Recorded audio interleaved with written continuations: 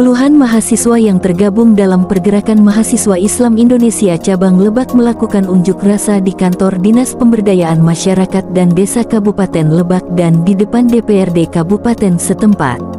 Pada Rabu tanggal 6 November tahun 2024, dalam aksinya mahasiswa mendesak DPMD dan DPRD untuk mengoreksi dan mengevaluasi kinerja pemerintahan desa.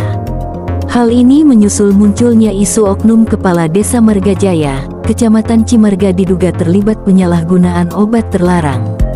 Terkait hal ini pula, mahasiswa meminta agar dinas terkait mencopot menonaktifkan oknum Kades, atau mengundurkan diri secara sukarela. Koordinator Lapangan Yoga Pratama menyampaikan sikap meminta DPMD untuk memfokuskan anggaran terhadap program yang berdampak langsung kepada masyarakat, mendesak DPMD menegaskan kepada pemerintahan desa tentang prinsip tata pemerintahan desa yang akuntabel, transparan, profesional, efektif dan efisien serta bebas dari kolusi, korupsi dan nepotisme. Selain itu mahasiswa mendesak Ketua Komisi I DPRD Kabupaten Lebak untuk mengawasi dan mengevaluasi kinerja DPMD, dan mendorong DPRD Kabupaten Lebak untuk lebih memfokuskan pengawasan kinerja DPMD. Sementara itu Ketua PMI Lebak, Ahmad Saifuddin Halim, juga menegaskan DPMD serta DPRD Kabupaten Lebak melakukan evaluasi dan mengkoreksi kinerja para aparat desa. Karena, kata pria yang akrab dipanggil Black ini, desa merupakan ujung tonggak dalam pembangunan. Tanpa adanya desa, kata Black, tidak akan ada yang namanya kota-kota besar. Ia menjelaskan, kedatangannya dalam aksi tersebut sesuai dengan undang-undang, tujuannya untuk mendesak DPMD dan DPRD Kabupaten Lebak melakukan pembinaan dan juga meningkatkan pengawasan kinerja aparat desa agar kesejahteraan masyarakat desa di Kabupaten Lebak dapat lebih baik.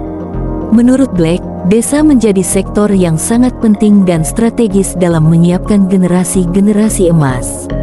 Karena desa adalah instrumen yang lebih dekat dan bersentuhan langsung dengan masyarakat. Ya, tentunya kami berharap ini ditindaklanjut, terkhusus kepala desa yang sudah direhabilitasi, artinya pemerintahan Kabupaten Lebak harus bisa mengawal, harus bisa memberikan tindakan lebih terhadap kepala desa tersebut.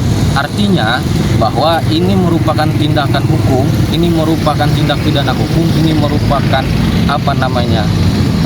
sikap moralitas yang buruk, perlu adanya penguatan karakter building terkhusus para pemerintahan desa sehingga kejadian ini tidak terulangi dan kejadian ini tidak menyebabkan kepala-kepala desa yang ada di Kabupaten Lebak juga ikut kemudian berbuat ataupun melakukan perilaku-perilaku yang buruk. Harapan kami begitu. Kedepannya isu ini, kejadian ini tidak terulang lagi.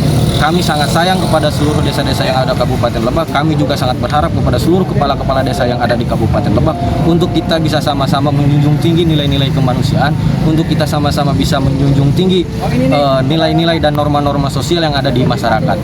Terkait Desa Jagabaya seperti apa?